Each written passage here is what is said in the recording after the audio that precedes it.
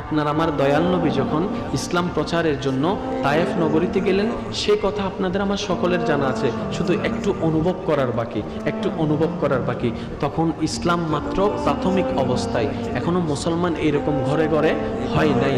এরকম দুশমন সব দিক থেকে ওত পেতে বসে আছে, কখন এই মোহাম্মদকে ধ্বংস করে দিবে, নাউজুবিল্লাহ, এই চেষ্টায় তারা ছিল। এখন আমার নবী তাইফের মধ্যে গেলেন। তাইফের মধ্যে যাওয়ার পরে ছোট্ট ছোট্ট বাচ্চাদেরকে দিয়ে পাথর নিক্ষেপ করালেন। কার শরীরে? আল্লাহর হাবিব নবীর শরীর মোবারকে, আল্লাহর হাবিব নবীর শরীর মোবারকে। আরে যার দরবারে জিব্রাইলের মতো ফেরেশতা প্রত্যেকদিন আসা যাওয়া করে, যার আওলাদের জন্য জান্নাত থেকে আল্লাহ পোশাক পাঠায় দেয়, সেই নবীকে পাথর মারছে, পাথর মারছে। আসমান তাকিয়ে আছে, জমিন তাকিয়ে আছে, সূর্য তাকিয়ে আছে, গ্রহ তাকিয়ে আছে, ফেরেশতা তাকিয়ে আছে, সমস্ত সৃষ্টি জগৎ তাকিয়ে আছে সেই দৃশ্যের দিকে অবাক নয়নে। এত বড় সাহস! একটু বুঝার তো চেষ্টা করেন রে বাপ। এই এলাকার যদি একজন মান্যগণ্য ব্যক্তিকে যদি কেউ একটা টুসি মারে, আপনারা সবাই মিলে তারা যাইয়া বক্তা বানায় ফেলবেন।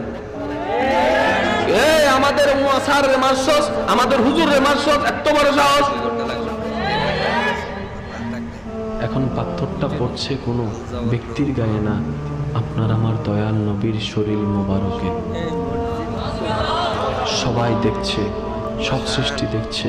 জিব্রাইল বলে, আল্লাহ, তোমার হাবিবকে এইভাবে আঘাত করা হচ্ছে, তুমি কিচ্ছু বলবা না? তুমি কিচ্ছু বলবা না? তুমি কিচ্ছু বলবা না?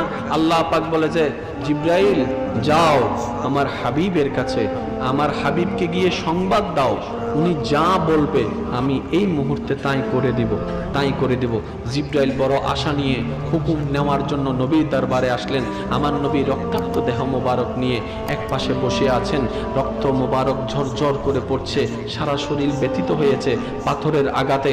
ইমানদার ভাইয়েরা, একটু মনোযোগ দিয়ে শ্রবণ করুন, কেমন রহমতওয়ালা নবীর উম্মত আপনি আমি হয়েছি। গভীর মনোযোগ ইমানদার ভাইয়েরা। রক্তাক্ত শরীর মোবারক নিয়ে আপনার আমার দয়াল নবী বসে আছে। ইত্য বছরে জিব্রাইল ফেরেশতা আল্লাহর হুকুম নিয়ে প্রস্তুত। ইয়া রাসূলুল্লাহ, আল্লাহ পাক হুকুম করেছেন আপনার আদেশকে পালন করে এখন আপনি যাই বলবেন আমরা তাই করে দেব। ইয়া রাসূলুল্লাহ, আপনি শুধু একবার হুকুম দেন, যারা আপনাকে আঘাত করেছে দুই পাহাড়কে আমরা এক জায়গায় করে তাদেরকে ফিশে শেষ করে দেব। ইয়া রাসূলুল্লাহ, আপনি শুধু একবার হুকুম দেন, এই জায়গাটাকে ধস করে, জমি ধস করে তাদেরকে ধ্বংস করে দেব। ইয়া রাসূলুল্লাহ, আপনি শুধু একবার হুকুম দেন, আপনি যদি চান আজকের এই মুহূর্তে আগুন থেকে আসমান থেকে আগুনের বৃষ্টি বর্ষণ করবে আল্লাহ, আপনি যা বলবেন তা করবে। আল্লাহর হাবিব নবীকে আঘাত করা এত বড় সাহস, এত বড় সাহস! এই স্পর্ধাকে সুযোগ দেওয়া যাবে না। যখন জিব্রাইল এইভাবে বলতে লাগলেন আপনার আমার নবী, সেই মুহূর্তে কি করছেন দেখুন।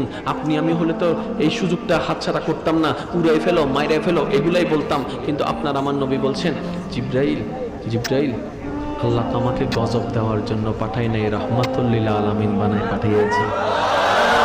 আমার আল্লাহকে বলো আযাব না দিতে, আমার আল্লাহকে বলো আযাব না দিতে, আমার আল্লাহকে বলো আযাব না দিতে।